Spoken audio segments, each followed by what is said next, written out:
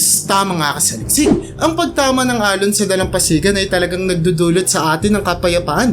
Ngunit alam mo ba na ang alon na pinagmulan nito ay maaaring isang pamatay na halimaw pala?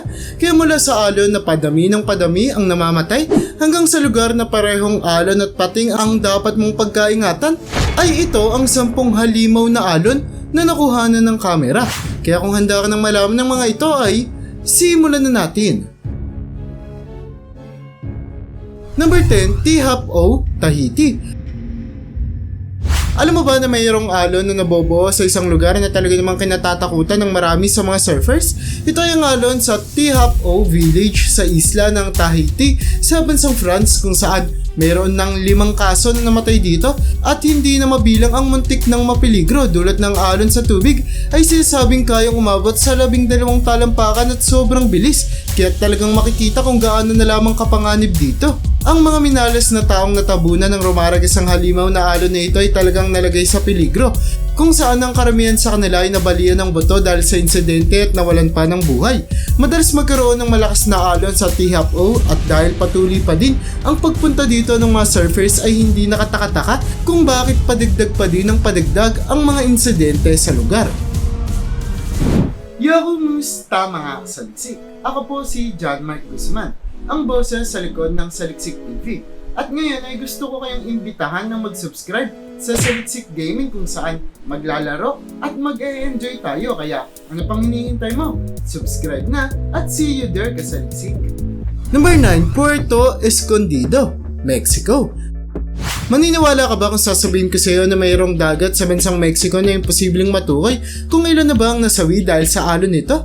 Ang lugar ay ang Puerto Escondido na sikat sa pagkakaroon ng napakaraming mga alon, kung saan madami ng mga tandyag at kilalang tao ang nasubukan ng mag-surf at muntikan pang mapiligro sa lugar.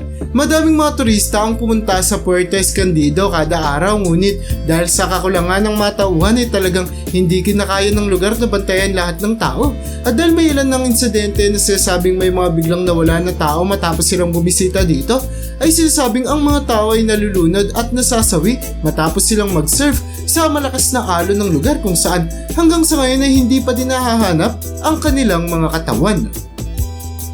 Number 8, Waimea Bay, Hawaii.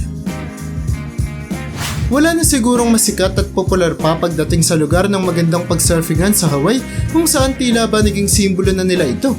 Pero kung sakali mang maisipan mong pumunta at sumubok mag-surf dito, ay mainam na sigurong iwasan mo ang Waimea Bay, dulot na matagal lang kilala ang lugar nito sa pagkakaroon ng malalaki at malahalimaw na mga alon na sinasabing nagdulot na ng pagkamatay ng madaming mga tao, kung saan nagsimula ang pagkapopular ng alon sa Waimea Bay noong 1943, kung saan mayroong isang surfer na nalunod at namatay sa lugar na kahit pa lagpas kalahating siglo na ang nakalilipas ay hanggang sa kasalukuyan ay hindi pa din nahahanap ang kanyang katawan. Dahil sa malaking mga alon ng lugar ay madami pang mga buhay ang nasawi, kung kaya talagang iniiwasan ng Waimea Bay ng karamihan sa mga surfers sa takot na sila na ang susunod na maging biktima. Number 7, Mavericks, California. Kaunti na lamang siguro ang makatatalo sa mga alon sa Mavericks sa California pagdating sa lugar na talagang kinatatakutan ng lahat ng mga surfers, dulot na sunod-sunod ang mga kaso ng insidente dito, dulot na malalaking mga alon na talagang nagbibigay peligro sa mga sumusubok dito, kung saan ang iba pa sa kanila ay namatay. Dapat ding malaman na ang tubig sa Mavericks ay nilalangoyan ng mga pating, at dahil sadyang malabang tubig ay talagang hindi mo makikita kung sakali mang makatabi mo na pala ang isang pating. Pero ang talagang kinatatakutan ng mga surfers dito ay ang lakas at bilis ng alon na madami ng binawing buhay na naging dahilan para matibay niyang panghawakan ang kanyang titulo sa pagiging isa sa pinakapeligroso at nakamamatay na alon sa mundo. Number 6, Nazaré, Portugal.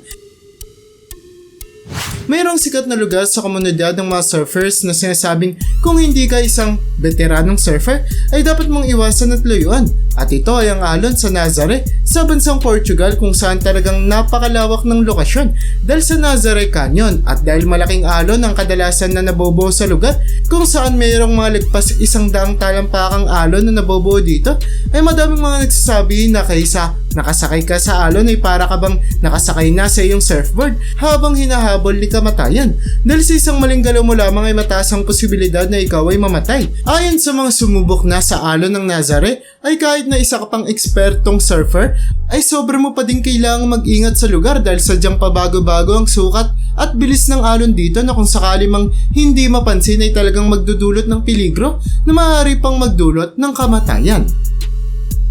Number 5, Piawe, Maui, Hawaii. Kung palakihan lamang ng alon ay talagang hindi magpapatalo ang Piahe Beach sa isla ng Maui sa Hawaii kung saan naging sikat ang lugar dahil sa kanyang malalaking alon at talagang binibisita ng madaming mga surfers. Nakasabay ng pagdami ng bumibisita dito ay tumaas din ang mga kaso ng na-insidente sa lugar dulot ng mga alon sa Piahe ay tinatawag ding Diyos o Panga dahil sa sobrang laki at bilis nito kaya't para bang kinakain nito ang mga surfers na kanyang natatabunan kung saan madami sa mga ito ang napapahamak at binabawian pa ng buhay. Sinasabi ng mga eksperto lamang ang may kaya na lagpasan ng mga alon sa Piahe dulot na kadalasang umaabot ang alon dito sa 60 hanggang 70 talampakan ng taas kung sakali mang maabutan ang isang surfer ay talagang magdudulot ng malaking kapahamakan. Number 4, Dungeon, South Africa. Kaysa mag-enjoy sa pag-surfing sa dagat ay tila ba para ka nang pumasok sa isang kuwebang punong-puno ng kapahamakan kung sakaling mag-surf ka sa lugar na tinatawag na Dungeon sa Hout Bay, Cape Town sa South Africa. Dulot na ang dagat ay pinamamahayan ng mga pating at minsan ay nagdadala pa ng tipak ng yelo ang alon dulot ng lamig na talagang nagdudulot ng peligro sa mga surfers sa lugar. Ang Dungeons din ay napupuno ng madaming mga bato sa ilalim nito kaya't ang mga surfers na bumabagsak mula sa kanilang surfboard ay kadalasang tumatama dito at nasusugatan o nababalian pa ng buto kung saan mayroong mga kinikailangang dalhin sa ospital dahil sa insidente habang may ilan din namang agad na namatay. Kaya't sinasabi na kung bibisitahin ng lugar nito para mag-surf ay mainam na kumuha ng tour guide para malaman kung saan ang ligtas at mas maayos na lokasyon. Number 3, Cyclops, Australia. Ang lokasyon sa kanlurang bahagi ng Australia na tinatawag na Cyclops ay isang lugar na mapupuntahan lamang gamit ang barko. Ngunit kahit na mahirap bisitahin ng lugar na ito, ay madami pa ring mga surfers ang pumupunta dito kada buwan. Hindi lamang dahil sa kagandahan ng lokasyon, kundi dahil na rin sa alon na nabubuo sa lugar kung saan sadyang napakakapal ng tubig ng mga alon. Kaya't maganda itong sakyan para sa mga surfers. Ngunit dahil din sa kapal nito, ay kung sakali mang matabunan ka ng alon ay paniguradong magdudulot ito ng malaking peligro. Dagdag pa na mayroong madaming mga corals sa ilalim ng tubig ay mataas ang posibilidad na matinding kapahamakan ng iyong makukuha kung sakali mang maaksidente ka sa alon. Kaya naman mga veterano at eksperto lamang na surfers ang inirekomenda ng mga tauhan sa dagat na sumubok sa alon ng lugar upang makayanan nila ang tindi ng alon at tuluyang mabawasan ang pagdami ng kaso ng mga insidente. Number 2, Cloudbreak, Fiji. Sa bansang Fiji ay matatagpuan ang Cloudbreak o Thundercloud Reef na kilala sa kanyang angking kagandahan at kapana-panabik ng mga alon na talagang gustong-gustong sakyan ng mga surfers dahil sobrang bilis nito na naging dahilan para makilala ang lugar worldwide. Dulot na ang Cloudbreak ay ang lokasyon kung saan matatagpuan ang pinakamaganda at malaking alon sa buong bansa. Ngunit dahil sa bilis ng alon ay pinapayuhan ng mga tauhan sa dagat ang mga surfers na dapat ay mayroong experience bago subukan ng alon sa lugar. Dulot na sobrang bilis ng mga ito at matataas na maaaring magdulot ng pagkataob ng surfboard ng surfers at maging dahilan pa ng kanilang kapahamakan.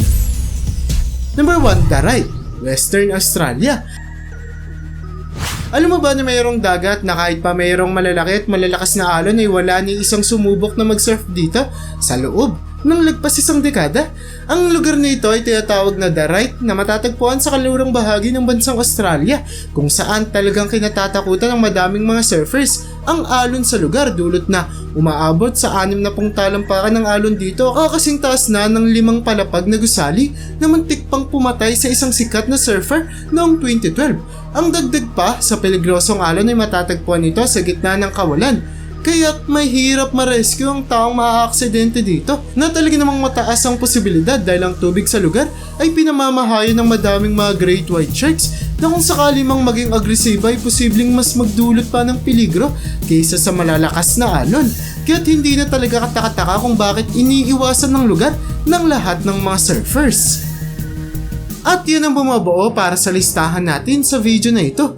Talaga namang madami sa atin ang gustong matutong mag-surf dahil tingin natin na mukhang masayang gawin ang aktibidad na ito. Ngunit dapat nating tandaan na ang ganitong mga aktibidad ay may kaakibat pa din na peligro. Kaya para sa'yo, alin sa mga napakalalaking alon na ito ang kakatakutan mong pag-surfingan? I-comment mo naman yan sa baba. At hanggang dito na lang muna ang aking bahagi. Hanggang sa muli mga kasaliksik. Maraming salamat sa panonood. See you in my next video.